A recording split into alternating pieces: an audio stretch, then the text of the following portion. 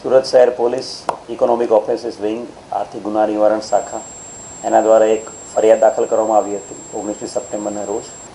બનાવની હકીકત એવી છે કે વિકાસભાઈ નામના જે એક ફરિયાદી છે એમણે herbal life care, weight loss અને ડાયટ એના અનુસંધાને બધા પ્રોડક્ટ્સ બધાને આપતા હતા. એમાં એમની સંપર્ક એમના મિત્ર મારફતે એક જયેશભાઈ નામના વ્યક્તિ જે અંજાર ગાંધીધામના છે એની સાથે સંપર્ક થયો હતો. જયેશભાઈએ હર્બલ કેરની અલગ અલગ પ્રોડક્ટ્સ માટે ફરિયાદી સાથે વાતચીત કરી હતી અને જ્યારે એમની સાથે સારા સંબંધો બંધાઈ ગયા એમના મિત્રતાના તે પછી જયેશભાઈએ ફરિયાદીને એવું કહ્યું હતું કે અમે લોકો અલગ અલગ કંપનીઓ ચલાવીએ છીએ. દ્વારકા ગ્રુપ પરફ્યુમ નામની કંપની અમારી છે, સાથે સાથે આરડી ઇન્ફોટેક નામની કંપની, એના દ્વારા અમે ગવર્મેન્ટના કોમ્પ્યુટર ક્લાસીસના કોન્ટ્રાક્ટ લેતા હોઈએ છીએ. અને એની સાથે સાથે એણે કેકેપી રિંગ નામની કંપનીનો પણ ઉલ્લેખ કર્યો હતો જેના દ્વારા અલગ અલગ રોકાણ ઇન્વેસ્ટમેન્ટ કરતા હોઈએ છીએ એમ.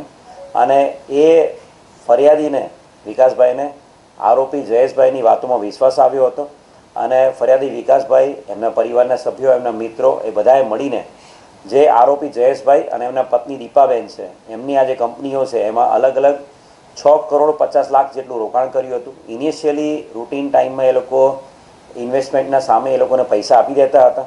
ટોટલ 6,50,00,000ની સામે અત્યાર સુધીમાં એમણે ફક્ત 2,26,00,000 રૂપિયા રિકવર થયા છે અને 4,23,80,000 એટલે અંદાજિત 4,24,00,000 રૂપિયા જેટલું એમનું અમાઉન્ટ પેન્ડિંગ હતી.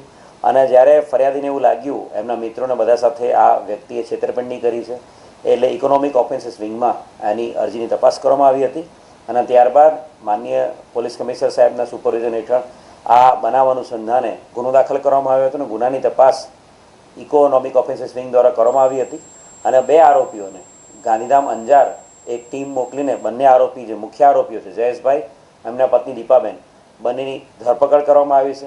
આરોપીના ફર્ધર રિમાન્ડ લેવાની હાલ પ્રોસિજર ચાલુ છે અને આરોપીઓએ જે અલગ અલગ આ કંપનીઓ બનાવેલી હતી એના બેંક અકાઉન્ટના સ્ટેટમેન્ટ, એની સાથે સાથે આરોપી બિટકોઇનમાં કે ક્યાંક રોકાણ કર્યું હોય તો એ બાબતે પણ હાલ તપાસ કરવામાં આવે છે.